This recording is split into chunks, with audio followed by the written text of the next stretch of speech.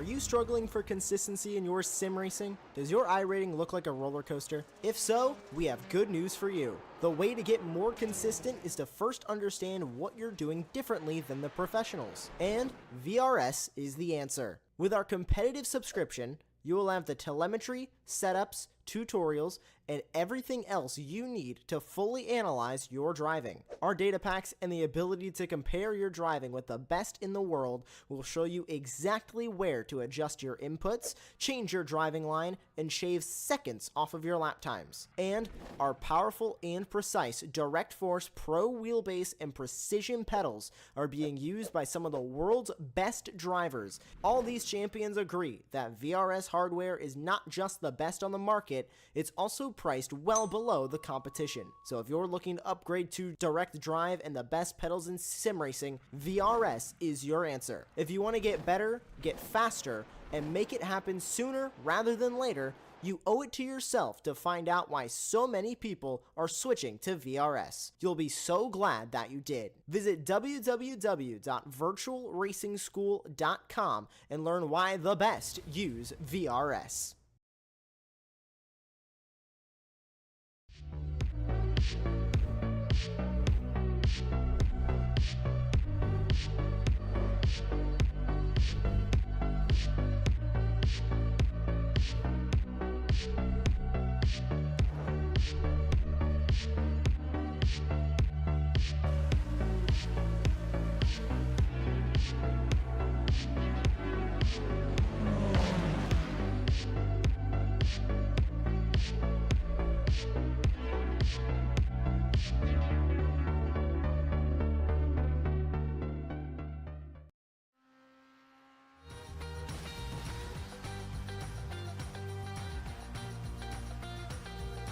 Good evening, everybody, and welcome along to the iRacing Israel League. We are here at the Autodromo International di Monza. What a track it is. I am Tom Dillon. Alongside me for this broadcast this evening is Ron Warnes. We are running the first chicane here at Monza, and that is going to deliver what is practically an oval.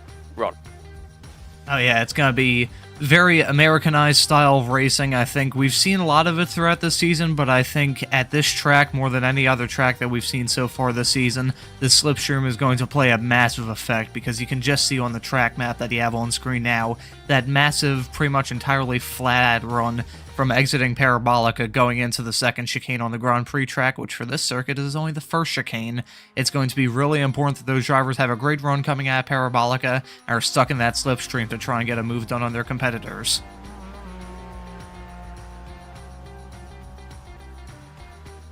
And, well, we can join the circuit. We're having a look at draw last at the moment. In the drivers' qualifying session, lone qualifying session, just the 2 laps to get it right over the course of about 10 minutes or so. There's 5 minutes to go in the session, if I've got that correct.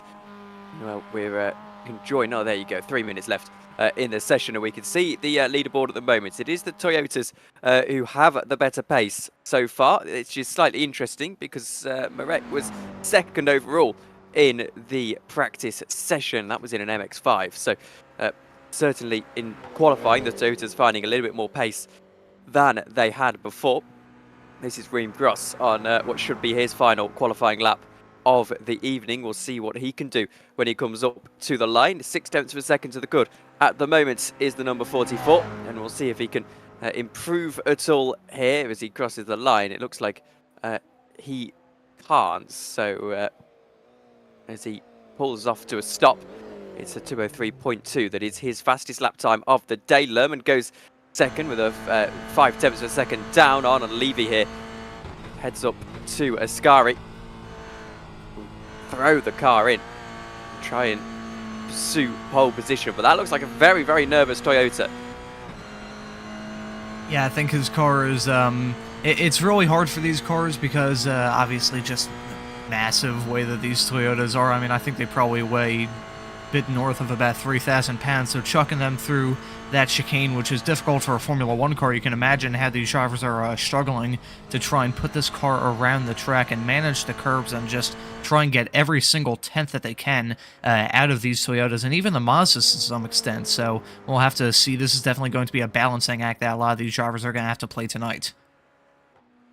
Levy crosses the line, won't jump up at all, actually. I can say won't jump up a great deal, won't jump up at all. We now look at Mark Zubrev. His attempt at that MX-5 pole position, currently held by Marek. It's a 2:04.3 to beat. He's got 15 seconds before the session time expires. iRacing will give him a little bit of leeway after that to actually get the lap time completed. And at the moment, he's looking pretty strong. He's off the racing line, and in fact, he's not looking very strong at all because he's going to stop the car, and that will be that. Alan Day won't be able to complete his lap, so that's a shock. Alon Dayron down in 8th position. We'll get your results to you shortly. And here we go. Reem Gross is on pole position. Daniel Lerman alongside him on row 1. Then Josie Kabay and Arnon Lurvy, row 2. Row 3 is your MX5 pole sitter of Yovan Barek and Amir Meshulam, with Gilad Heshika and Arthur Elbert, row 4. Then it's draw last and Mark Zubrev, 9th and 10th. And then looking through the rest of the field, you have Aviv Cohen in 11th. You have Tal Stern, one of the last Toyotas, in 12th position. Then you have Alan Day, who did not set time in practice and was looking very good on the one qualifying lap that he had, his second qualifying lap, I should say. But unfortunately for him, he did not have enough time to complete that, so he ends up in the 13th position for the start of this race. And we have Alfred Mazuz in 14th. We have Asaf Yaron in 15th, Ben Yosef in 16th, Aidan Schur in 17th, and then Yarmakov in P18, the last of the starters, at a nearly over 6 seconds off the pole. So I gotta imagine he had some kind of error on that lap that cost him dearly, because that was a very slow time from him. Well, we're just waiting for a Porsche safety car to get us underway. You can see this up into the run under the bridge through Ascari. And we are indeed underway, so we'll get half of a formation lap in as they head through what is, well, actually turn 6 on this track. It's obviously not running that turn 1 layout. And that's going to be interesting. I haven't seen here before. For those who don't know, only ever ran actually in tests is this no chicane layout. I know Audi did some LMP1 running. There's some fantastic footage we were watching in the green room of it just before this this broadcast. So only in iRacing and Gran Turismo, for that matter, is this sort of layout raced on. And I think it's going to make a very interesting turn 1, which now becomes the Curva Grande. In the first braking zone, very far around the track, is the Variante della Regia. I can imagine these drivers are going to have a very interesting run from when the green flag comes out going into that first heavy braking zone. I'm sure there's going to be a lot of field shuffling, and I gotta imagine the front row they're gonna be sitting ducks because of how strong the slipstream has been in these cars all throughout this year. And at a track like this, where the slipstream is going to be very important from pretty much from the race start all the way up until about 25 minutes in, when we're about to see the checkered flag, I gotta imagine those front row starters are gonna be sitting ducks here. Well, here we go then. Early starts for our pole sitter, Reem Gross, who is going to get the jump as they go down into turn 1. However, a few kilometres before we get to the first braking zone on this track, which allows Daniel Lerman to come alongside around the outside. It will be 2-lane racing as they go up through the very, very long flat-out section of this track. And, well, it's going to be Reem Gross who gets behind Daniel Lerman. We're not going to brake for that chicane down into turn 1. Instead, we go straight forward and through the Curva Grande. The first time the drivers have to turn the steering wheel on this track. So it's going to be Gross who is on the inside line. Lerman holds the lead of the race. Just sat in behind is Gabay and Levy on row 2. We'll see what they can do on the brakes. It's a heavy braking zone. It's 3 wide in the background. As is that Levy trying to find his way through. It's Meshulam who goes up into 3rd position. What a move from him off the start, but it's not quite a fantastic move for the back because we've got cars off and I can't quite see who's gone round on, and Levy is one of them. Tal Stern, I think, as well involved in that incident, and well, it's such a disaster.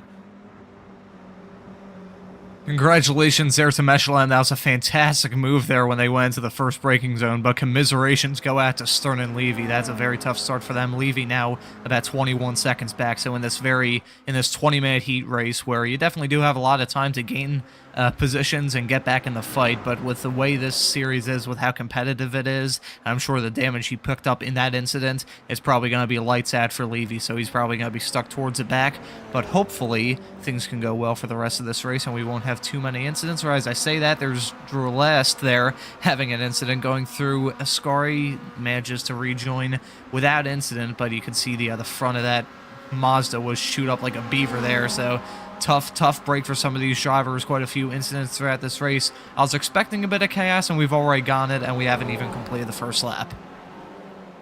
Well, Alan Day has got his work cut out to get through the MX5 field. That's a little bit awkward for him. Forced out onto the AstroTurf on driver's left, but then took him behind Mark Zubarev, who's in the MX5, the number 30 car just ahead of him. Will Day get through? That Toyota packs a little bit more punch than the MX-5, particularly through the corners, so should be somewhat of a regulation pass for him when he's able to put alongside Alan Day. He'll be followed through. In fact, he won't be, because Aviv Cohen wants to go out to that outside line. So Day is on the inside as they go through the Curva Grande.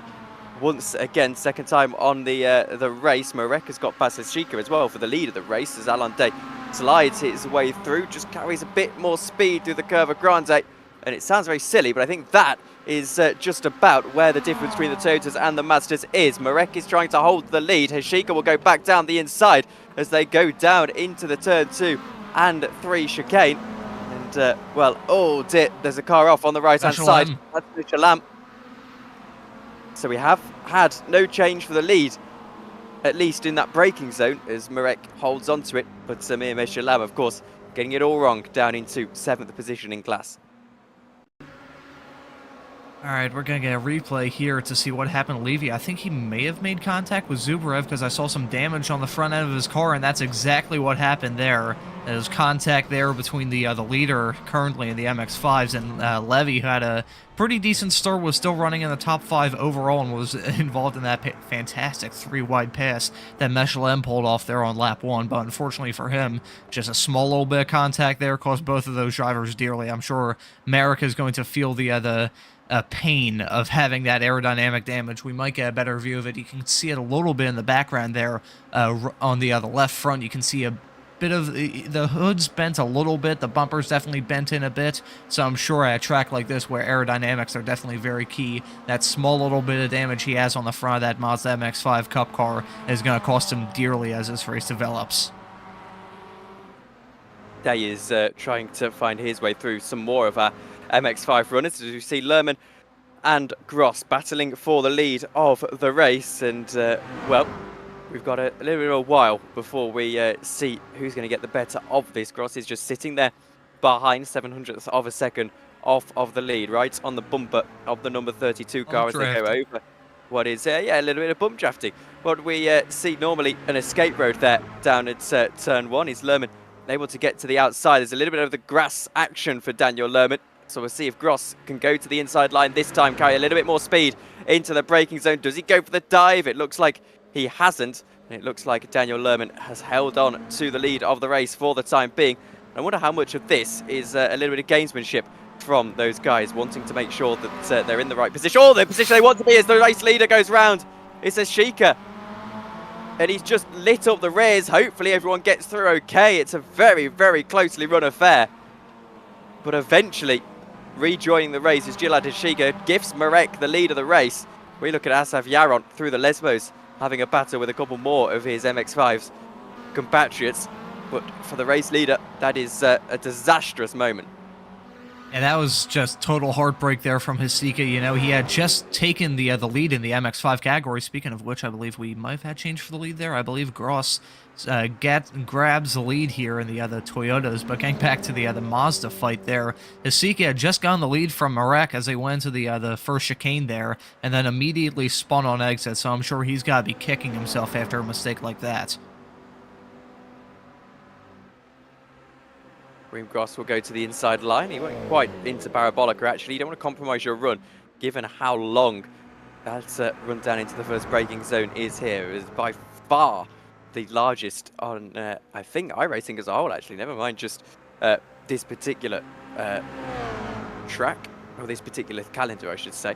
We'll see if Lerman can get his own back then and get himself back into the lead of the race. Cohen has got past Ben Yosef. That's for the podium in the MX-5s. And, well, Daniel Lerman has got a fantastic run here, but doesn't really want to commit too early. Zubrev gets past Marek in the MX-5s as well. That's for the lead of the race, but we're staying with our Toyotas because these two, not too long now, but we find out if Daniel Lerman is able to find a move on the brakes. This time Gross is a little bit more tidy through there than, well, Lerman was on the previous lap. Is there a chance for a move down the inside for Daniel Lerman? And well, the answer is no. Perhaps again, this is all... Yeah, he went very wide there, didn't he? As this is the battle for the lead. We see Marek down the inside in the 30. I apologise. We see Marek down the inside of the 25. Now looks for the switchback in the 25 as they go down into the first Lesbos corner. Might make it 3 wide here, but Cohen in the background. Marek to the inside line, and Yovel Marek is going to find himself in the lead of the MX5 classification. Contact in the background as well. 34 is tagging Mark Zubrev slightly, but it is a change for the lead as we have 13 minutes of racing still left to play. Yeah, I think as I mentioned earlier, the point of Marek possibly feeling the pain from getting that front end damage very early on in this race when he spun Levy around on lap 1. I think Marek is definitely going to feel the pain, as I believe he has lost the lead again to Zubrev, as Zubrev has taken the lead again in the MX5 category. But I think Marek is going to definitely feel the struggle throughout this race. He's going to have to manage that car in a straight line. He's going to have to give it everything he possibly can from the first heavy braking zone going into the, I believe that's a La Rogia chicane, first heavy braking zone on this track, all the way up until Parabolica, where it looks like he's going to try and retake the lead here on Zubrev with a move down the inside going into the Parabolica, and it looks like it's going to stick, and now it looks like Cohen is going to try and get through Zubrev here. So Marek is trying to be very aggressive through the tight, twisty section of this track, because he knows as soon as he gets to this flat-out section here, throughout most of it, he is like a sitting duck. You can just see Zubrev getting in the slipstream there and pulling out before they even reach the start-finish straight. They're going 3 wide here. This is some fantastic stuff at the lead of the MX5 pack. And, well, we have to take stock of where everyone is. Marek's on the inside line. On the inside, in the middle, sorry, on the inside line is Cohen, and then on the outside line is Mark Zubrev. It's going to be Marek, who's in third, though, as they run down through Curva Grande. Trying to hold it around that outside line is Mark Zubrev to try and get the lead of the race back. I wonder if the 25 is going to try and follow Cohen through here, back into second. But let's wait and see, because on the brakes, late is Mark Zubrev. Late enough to get clear as they go down into what would normally be the second chicane here at Monza. Obviously here is the first braking zone of the circuit.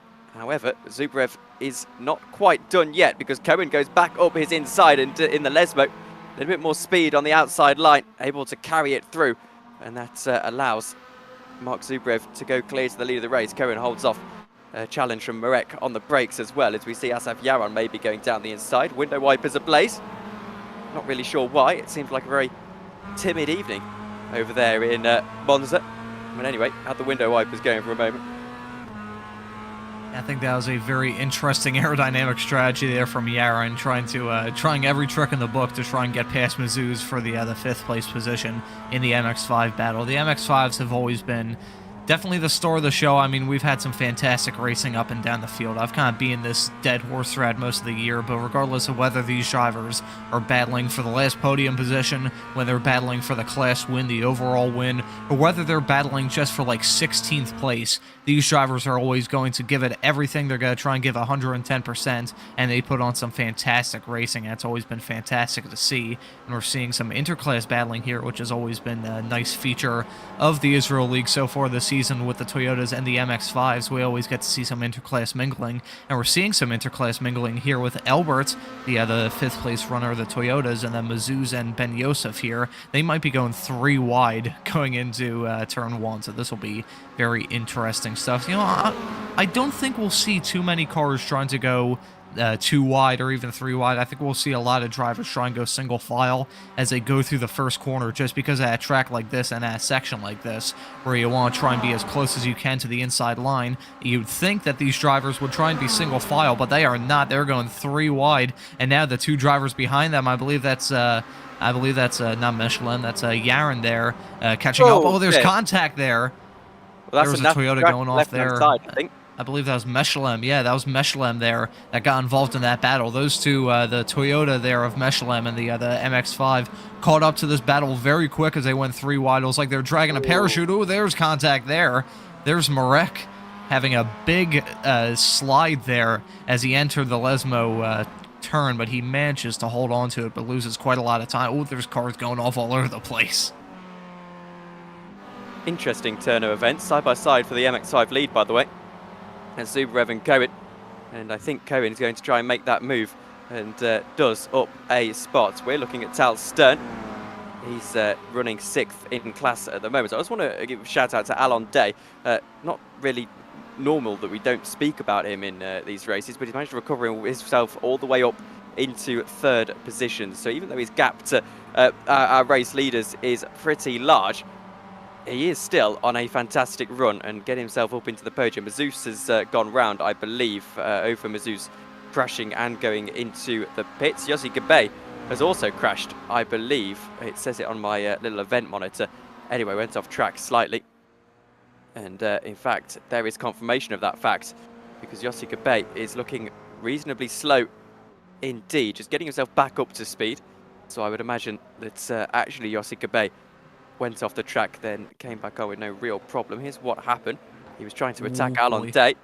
And given the fact that Alon Day is nowhere to be seen, I think there might be contacts here. As Yossi Gabe goes through, oh, there's no contact at all. He just loses it through the corner, only off track for a fraction of a second. But getting that car back going again. And that battle pretty much over. Zubrev and Cohen side by side for the lead of the MX-5 race. It's Zubrev back down the inside. And he's going to get himself back up into the lead at this stage. We'll see what Cohen could do as he comes back at him, perhaps under the brakes into the chicane. He's definitely going to try it as down the inside goes Cohen to find his way back into the lead at this stage, but Zubrev not holding off. Eventually, it is Cohen who goes all the way around the outside, and Mark Zubrev loses out on that spot. As Alon Day actually went off track a couple of times there, I see as well on the event screen. I don't think he's lost too much time, but it's at least something to keep an eye on. It's, well, those MX-5 cars I think are going to be battling again in literally just a few moments' time, Ron. I gotta imagine Zubrev with the blink of the other wipers there. That was interesting. I gotta wonder if there's some kind of aerodynamic advantage to wiping using the wiper blades a couple times going through the Lesmo corners, because we've seen that twice already in this race. But still, Zubrev trying to stick with the back of Cohen. Cohen, we saw he was involved in that battle a few laps ago, and he's just continued to be up at the front of the Mazda pack, and he has managed to grab that position from Zubrev and is trying to pull away. But I think Zubrev is going to have a great run here coming out of the Ascari chicane. I think he might not be close enough to go for a move going into the Parabolica corner. I don't think going for a move here is the smartest thing, because you just go for a move here and the driver you just passed is going to get that slipstream coming out of the corner, and they're just going to re-overtake you. So I think I'll pass this off to you, Tom. If you were behind another driver, would you try and go for a move into Parabolica, or would you wait like Zubrev has when trying to battle with Cohen? I'm going to wait, because I think those cars behind as well are looking very racy and will take any opportunity they can find to get back through. But don't really want to upset yourself as you go through Parabolica. Two cars at the top of your picture, by the way, are driver's right, all the way off the circuit there for a moment as they were running side by side. We're still focused on the battle for the lead though, as Cohen's on the inside line. It's Marek, I apologise, Zubrev, who is on the outside. Will try and find his way all the way through, but has to tuck back in behind. All this give rise to a late dive on the brakes to get back to the lead of the race for Mark Zubrev, who does dive down the inside, but it's better braking performance for Aviv Cohen, and he holds on to the lead in the MX-5s. Having the confidence to go really deep in the brakes has always been very important in this series, as we're seeing some tussling there between the two Mazdas there of Yaron and Schur there.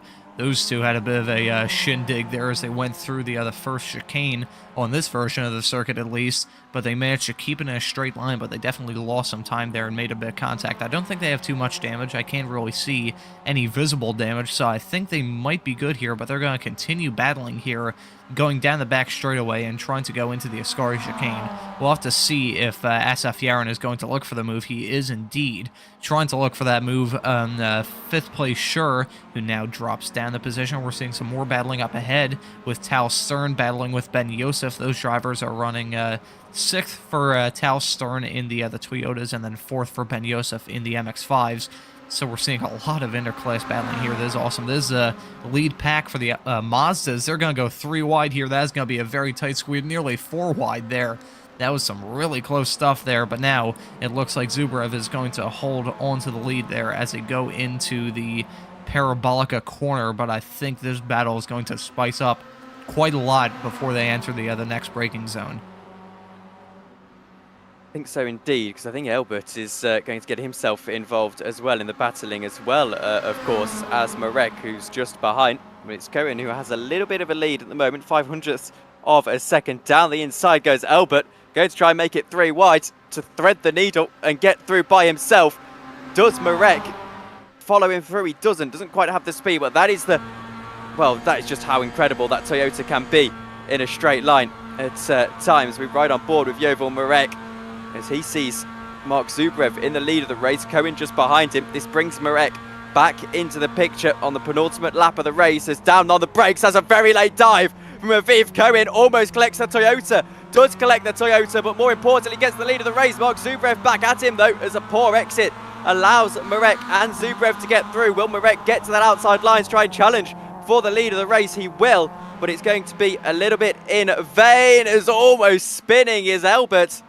This is unbelievable stuff, as back down the inside goes Mark Zubrev. He'll try and get himself up a spot overall, and in fact will find himself losing out on the lead of the race. By the looks of things, it's two-lane action as we see Marek get himself to the lead, opportunistic and capitalising on a little bit of contact between Zubrev and Elbert.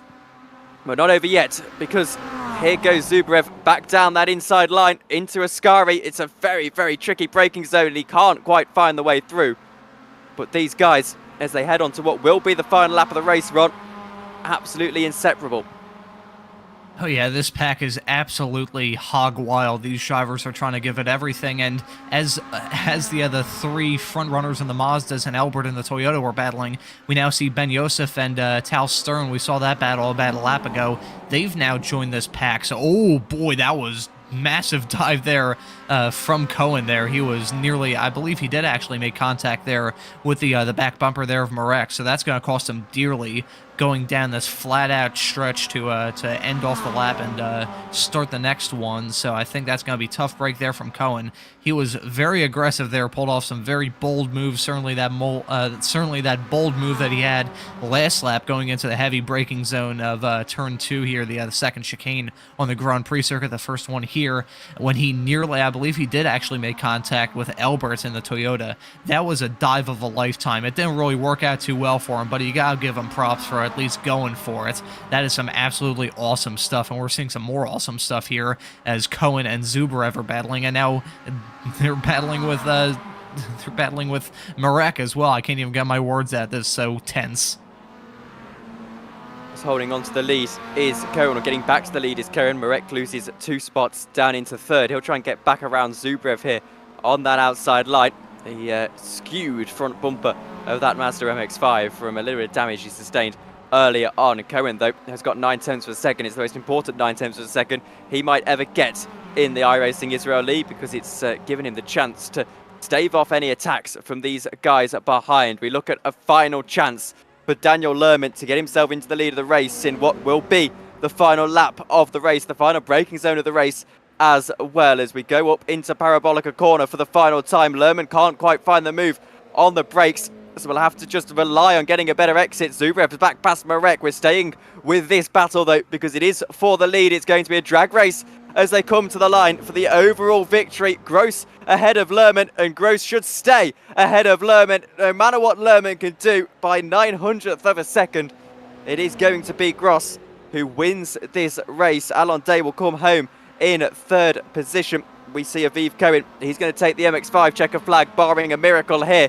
And Marek just about gets past Zubrev on the brakes into Parabolica, waiting to see if they stay side by side as they run up to the line, as Stern is trying to find his way through as well, and does. But Aviv Cohen comes across the line. He's going to win in the MX-5. Zubrev's on the outside line, not enough for second ahead of Marek. But Tal Stern also not enough to get ahead of Mark Zubrev. That's a nasty incident at the line, as spinning around is Elbert. But it won't really matter too much. They'd already taken the checkered flag. We're going straight back into more action here in the iRacing Israel League as they reverse the top 8 and get us into race 2. But that was a very spicy race 1, Ron. Oh yeah, that was action-packed from start to finish. We saw battles all throughout the field, and I think in Heat 1, I'll have to give a shout-out to Alan Day, who started the last of the Toyotas and managed to make it up into third, I believe, by the finish. So that was a very good race from him, although we didn't see too much of him all throughout Heat 1. I think with the way he's been in the iRacing Israel League, usually when he has one bad heat, which you can't really call a third place run a bad heat, but whenever he has one bad heat, he usually finishes the day off with a dominant run in the second heat. So we'll have to see how he does in the Heat 2 tonight. Heat 1 results then on your screen as Reem Gross wins from Daniel Lerman. Alon Day rounds out the podium. There's then Aviv Cohen, Yuril Murek and Mark Zubrev, the MX5 podium. You can see the rest of your results on your screen. I'm slightly hesitant to go through them in full because we go straight into the grid for race 2 as they all start to grid up. But any major surprises there, Ron, I think is the key question to ask. I would say probably my biggest surprise was the gap there. I'm not sure exactly who that was because the graphic disappeared so quickly, but there was one driver, I believe that was Stern and one of the Mazdas that were like just a couple thousandths of a second between them. That was very close stuff, so very close. It's always great to have some interclass mingling, and at a track like this, even though the Toyotas are really fast in a straight line, the Mazdas are still carrying their weight in the corner, so it's always great to see some interclass mingling, and I'm sure we'll see a lot of that here in Heat 2. Well, it's Mark Zubrev on pole position. Yovan Marek is just behind him. Then, of course, it's Aviv Cohen, Arthur Elberts, Alon Day, Yossi Gabay, Reem Gross and Daniel Lerman. Those were the reverses. Everyone else, of course, is in the position they finished in race 1. 20 more minutes ahead of us here from the iRacing Israel League on what's turning into one of my favourite layouts of a racetrack. This has been fantastic so far. We'll wait to see when Mark Zubrev will go here, perhaps reasonably early as others did in the previous race. Let's wait and see. As lights off the Porsche safety car, it will dive into the pits. He'll put the race into control of Mark Zubrev. He isn't going as late as he was before. There goes the safety car, so we're ready to get racing in Monza for the second time. And green, green, green is the call. Zubrev doesn't get the best of starts, and in fact it allows Marek along the outside. It's 3 wide for the Toyota lead, it's 3 wide for the MX5 lead. Is in the background your Toyotas, in the foreground are the Mazdas. Here goes around the outside Marek to the lead of the race by just a slender margin. Alon Day holds the lead in the Toyotas only slightly as there's almost contact in the background. I can't even see who that is. He's squeezed all the way onto the grass. That could end very badly indeed. Oh, it's ended very badly indeed for someone in the background, as that is a very, very nasty accident for one of those cars. Alon Day will try and get the race overall. Here he goes down the inside. What a run for the 3-time Euro NASCAR champion as he gets to the inside line. Zubrev will, oh no, he won't, because taken and hit off by Cohen. There's Albert into the wall as well. There's cars going off all over the place. Good lord, that's a lot of cars going off. Alon Day managed to go from, I think that was like 5th at the start, all the way up to 1st in the series of about 20 seconds. In a very chaotic start, Day manages to outweigh all of his competitors. That was an unbelievable run from Day, but a lot of carnage farther behind. Well, that's very interesting, isn't it? Alon Day, 2 seconds to the lead of the race. I mean, it's regular racing for him. I think regular programming resuming, and he can't complain too much about that. But I think Cohen, who's now out of the race, will probably feel a little bit hard done by in that one. We see Yossi Gabay, who was squeezed all the way to the grass at the start of that race. He's managed to get himself up into not an overall podium, but up into a class podium in the Toyotas. As to the outside line will go Daniel Lerman, who weren't quite able to win that race 1. We'll be looking to do better in this one. Around the outside he goes of Yossi Gabay, rare to make a move on the brakes into Parabolica. That's what he's going to try to do. We'll try to hold it all the way around the outside line. Probably not the best advice you can give someone there. There's, of course, it's a very long run, but it seems to have worked for Daniel Lerman. Yossi Gabay is looking very, very awkward out of the corner, and that gives Daniel Lerman that 3rd spot. We were going to see some bump drafting there. Yossi Gabay, this time last lap, I was fully, because I was seeing his car go back and forth between the grass and whoever he was side by side with. I believe that was Stern he was going side by side with. I believe that was Reem Gross that he was going side by side with when they went 4 wide coming through the start finish straightaway. That was unbelievable from Yossi Gabay there, that he managed to keep that car in a straight line. Although he is losing a few positions here and there, that was an absolutely chaotic start. I gotta give him props for the fact that he managed to keep that car on the road and in a straight line. So my apologies as well to Alon Day. He's a 4-time Euro NASCAR champion, not 3, but There you go. He leads the race regardless. That bit of the sentence was correct.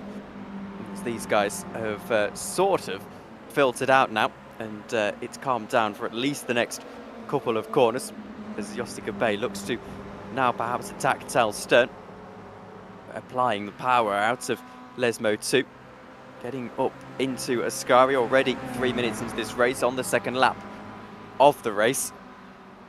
And by my reckoning, it is about a 10-lap race here, isn't it? So not a lot of time to get the job done, all things considered. Here's Yehuda Ben Yosef, and he's looking to get himself up into third. He'll go around the outside of Mazouz in the 4-2-2, but not quite able to find the spot. There's just behind him is Gilad Hashika. Hashika himself not really able to do much ahead of Ben Yosef. Getting himself involved in the background is Mark Zubrev, who caught up in all sorts of drama early into this race. They'll open up 2 lanes. Onto the grass is the number 4. Won't deter him though, as despite being 3 wide, he might get through under the brakes here. He won't. In fact, it's Mark Zubrev who helps himself to the spot all the way around the outside. Makes contact with the 4 car who's on the inside, but should get that spot. He's got to use the slipstream of the car ahead or try and thread the needle as he looks for a podium in this one. As what can Zubrev do? He's in 4th already. Will he get that 1 extra to go to 3rd? They're going to go 4 wide as they go down the main straight here at Monza. And I don't know how this one is going to filter out. 4 wide, Rod. I'll tell you, I think Ben Yosef might have a good shot here. Ooh, that's very close there. That's nearly that's definitely contact there. That's definitely contact. Those 3 cars going spinning there. I think that was just way too bold of those drivers to go 3 wide, especially when they're about 2 or 3 laps into this race. So that was kind of expected. I was going to say, Ben Yosef. Oh, we're seeing some more carnage up towards the front of the Toyota field. That's Yossi Gabe and Levy making contact there. So those drivers have an incident going through that chicane, and now we're going to see the second place runner here in the Mazdas there of last there just thread through those 2 Toyotas and manage to grab that position. So that was just absolute carnage all throughout this field, whether it's on lap 1 or whether we're like 3 laps into this race, 5 minutes into this race, 5.5 at this point. It's just been carnage all throughout the start of this race, but certainly this man, Alan Day, managed to grab that lead with a very fantastic start there, and has just really pulled away and has let all the carnage go on behind him. Yeah, I don't think it could have gone any better for Alan Day. Headlights ablaze as we get to that point in the evening. It's Monza, sun just about behind the tree line. It lines pretty much all of this track. Nice refresher after a few American rounds here in this championship over the last Oh, well, thank week. you. Hey, well, you don't have trees around your racetracks. Yeah, well, it's just, we've had too many American tracks. Thank you very little, Tom. I appreciate that. Well, they've been good, but we have had a lot of American tracks. I don't think you can... That is fair. That one. Yeah, that is very fair. I mean, throughout this schedule, we've raced at Legacy Phoenix. We raced on the road course, which was a pretty decent race, as we're seeing Gabe pull into the pits with the damage he collected in that incident. Certainly, he's going to be done for this evening. But yeah, we've raced at Legacy Charlotte road course. We've raced at Legacy Phoenix. We've raced on a lot of Rovals. And we also raced at, we're also going to be racing at Road America next race in 2 weeks' time to round off this iRacing Israel League schedule. So I believe we've had about 4 or 5 races in the U.S. this season, which, hey, American representation, I'm not complaining. I'll be a true patriot at heart, but I can definitely agree with you on that. How there's definitely a lot of other tracks I think these cars can race on. We'll have to see what the other people in charge of the iRacing Israel League choose to run next year, but I wouldn't complain one bit if they decide to run these Toyotas and Mazdas again next season, because it's put on some fantastic shows so far this year. Yes, and I'm not complaining about the amount of American tracks. They have been producing fantastic racing throughout the course of the last couple of months. And yeah, I suppose this track has as well. We did have a camera shot for a moment, I should say, of Gross and Marek.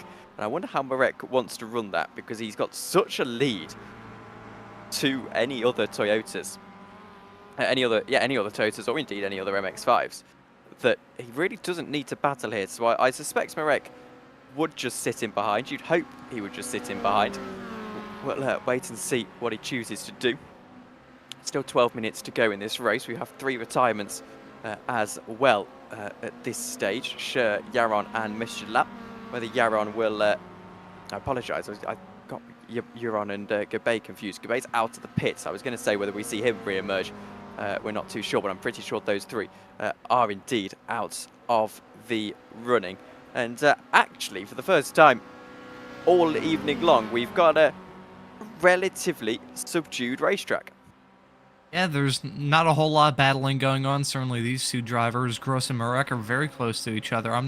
You mentioned a very good point. I'm not sure how Marek would want battle here. You can see him bump drafting there, the back of Gross's Toyota there, so it's kind of felt like a violation of natural law seeing those 2 cars mingle in that way. But anyway, I think I do agree with you how Marek really doesn't have a lot to gain here. I mean, sure, I think finishing runner-up would be pretty good achievement considering the man who is leading this race right now, Alan Day, who, as you said before, is a 4-time NASCAR Euro Series champion, certainly a very good racer, so I'm sure Marek would definitely want to get bragging rights to finish second tonight, but right now he's leading the Mazdas really by a country mile. I believe the gap's about 10 seconds between him and the next Mazda, so I gotta imagine, like, at this stage of the race, he should just kind of, I don't know, take a chill pill. I say that. These drivers are always, I mentioned during Heat 1 how a lot of these drivers, regardless of what position they're running in, will always try and give it everything. So I'm sure Marek, me telling him that he should probably take it a little bit easy because he's running in a great position now.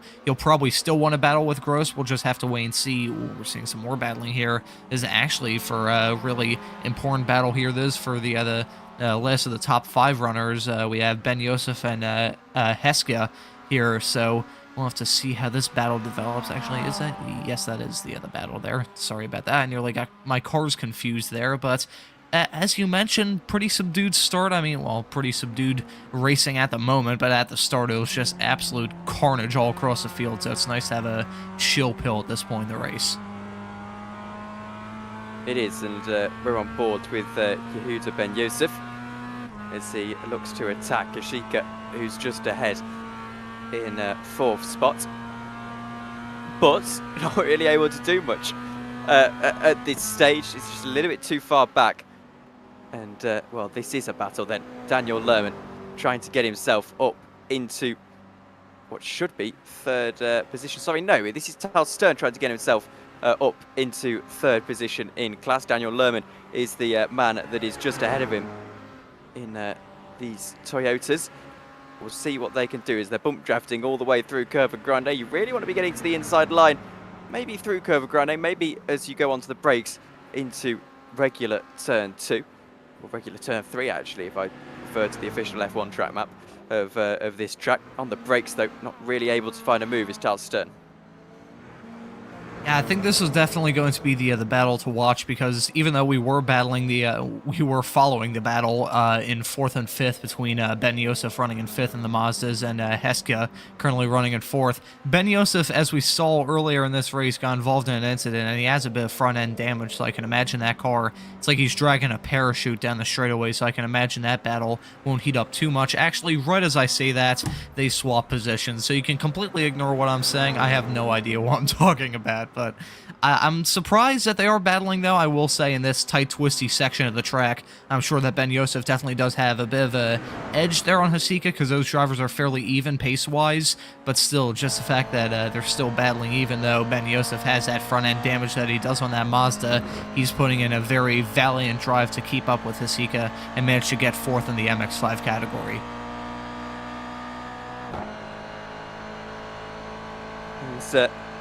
Round 2 between Stern and Lerman about to get underway as they go into Parabolica for what should be the 6th time in this race, having a lap counter right up in front of me. We'll see what Stern can do then as he applies the throttle out of the final corner here, turn 7 on this layout of the circuit, and he is so fast. He's going to go for the pump drafting strategy, as that is a very interesting shot of the workings of that Toyota GR86. It's, well, looking back from Daniel Lerman's camera angle, still focused on Daniel Lerman here as we go through into Grand Prix Turn 1, down that escape road now to the Curva Grande. Is there a better chance here for Tal Stern, who doesn't seem to be carrying the speed as he goes through Curva Grande, and I think that is his undoing here, and that is the reason why he's not able to make a move on this occasion. Arthur Elbert is here, looking to attack draw last. This is for, well, second position in the MX-5s, but obviously Arthur Elbert not in an MX-5, so he's just going to get up another spot, and he'll treat that almost as if it's a lapping manoeuvre, albeit a very difficult one. As you see already, tyre marks being plunged into that gravel on driver's left. I also saw Daniel Lerman just went off track, so I wonder if that battle got a little bit more spicy than what we saw when we just switched away to this one. I think that could be the tire marks that you mentioned coming through the first chicane on this track. Man, well, maybe that was just from the battling that we saw and the total carnage that we saw in lap 1.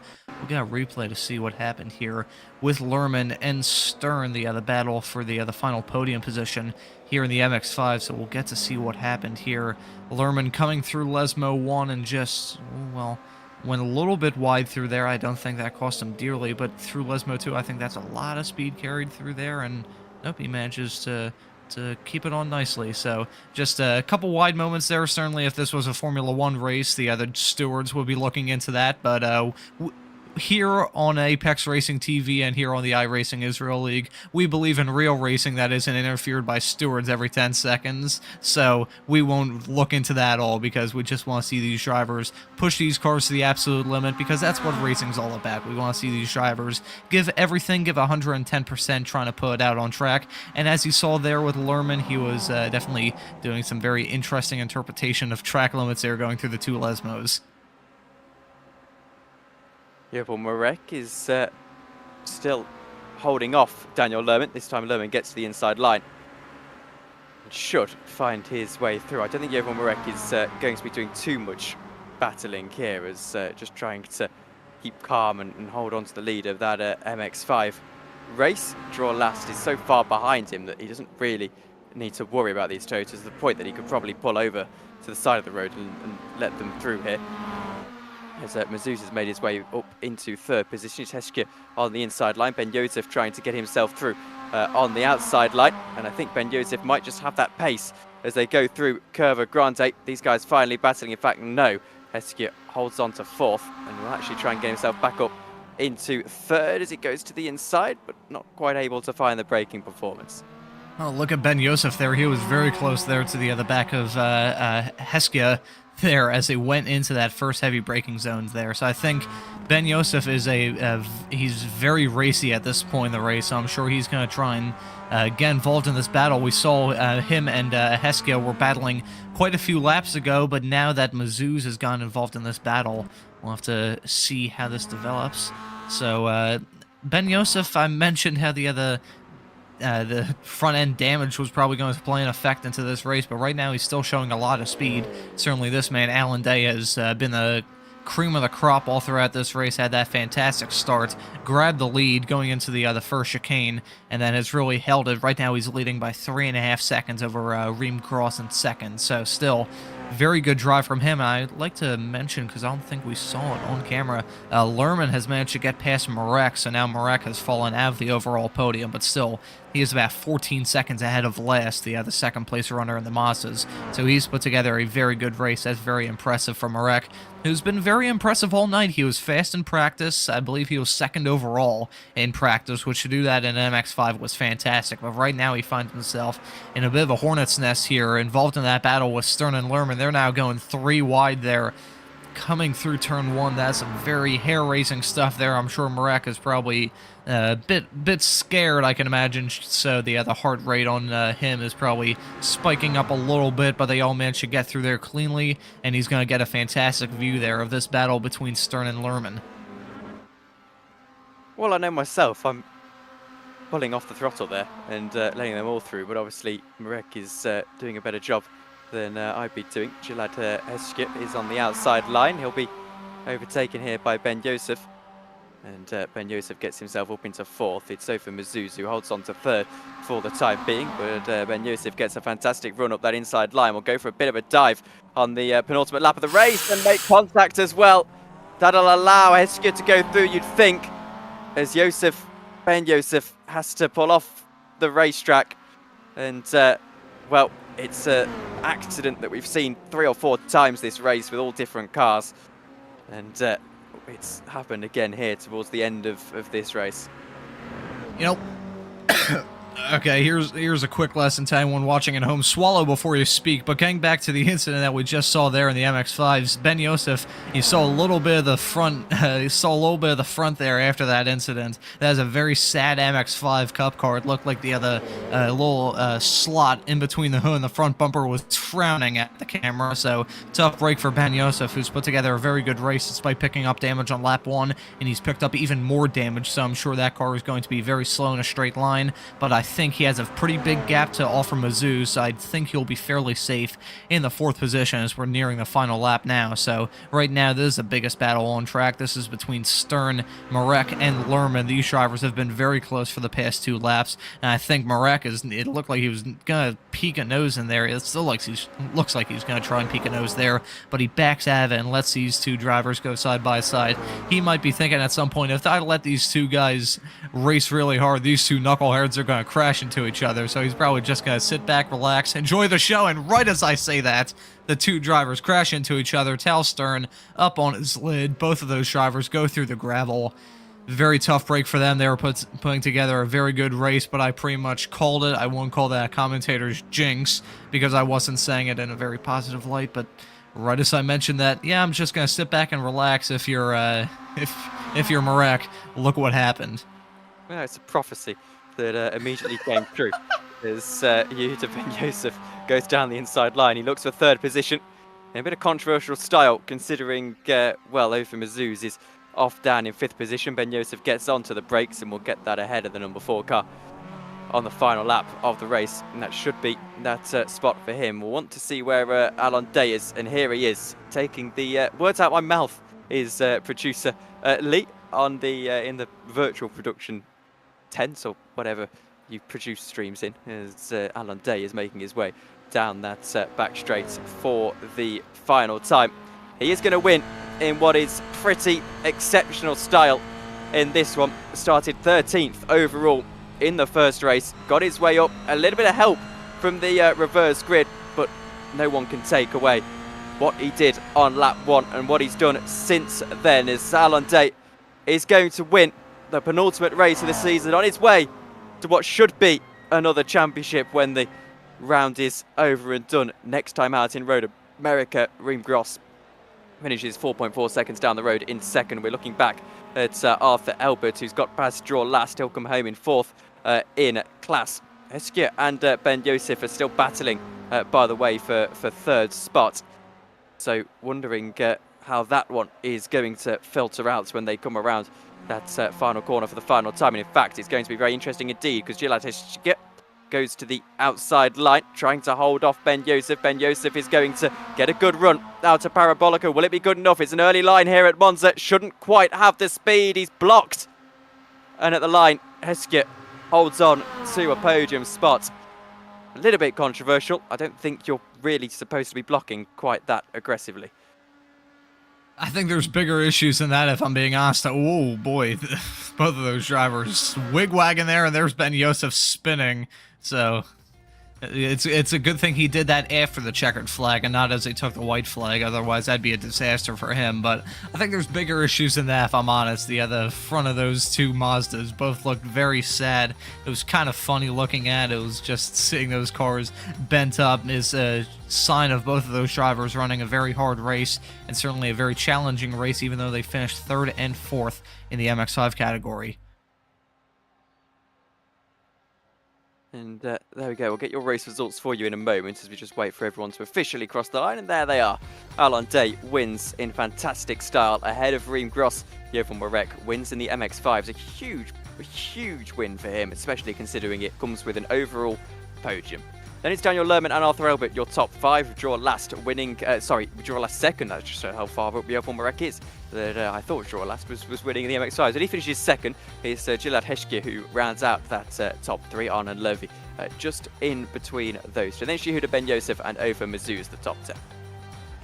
Then looking through the rest of the field, you have Yossi Gabe, who was involved in that fantastic 4-wide stuff on lap 1. Unfortunately, he finishes outside the top 10. Then we have Mark Zubarev in 12th, Tal Stern, who we saw involved in that crash towards the end of the race, in 13th. Then we have Yarmakov in 14th, Cohen in 15th, Aiden Shur in 16th, Asaf Yaron in 17th, and Amir Meshalem, who looked like he had a very good race going, had a fantastic Heat 1. Unfortunately for him, he gets caught up in an early crash and ends the race in 18th last.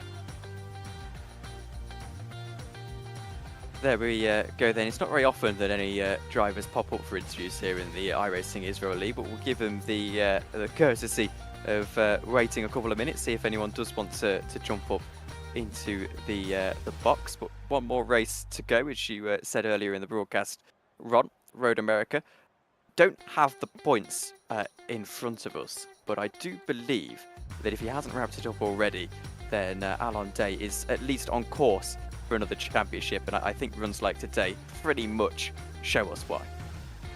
Yeah, I think Alan Day, this requires a little bit of backstory. So I saw on Twitter earlier this week, or X, whatever you call the website at this point, there was someone talking about Alan Day and his brief career in NASCAR, at least here in the United States. And I mentioned how I've had the grateful opportunity to do these broadcasts here on Apex Racing TV and cover Alan Day and see the racer he is, and he has just always been he's been a textbook racer. He's always been very aggressive, but not to a point where it's like starting to be concerningly aggressive. He's always been a really ruthless racer. He's always been a fantastic racer, and he's always done some fantastic stuff in this series. He's put together great drives, and certainly Heat 2 tonight was a fantastic one.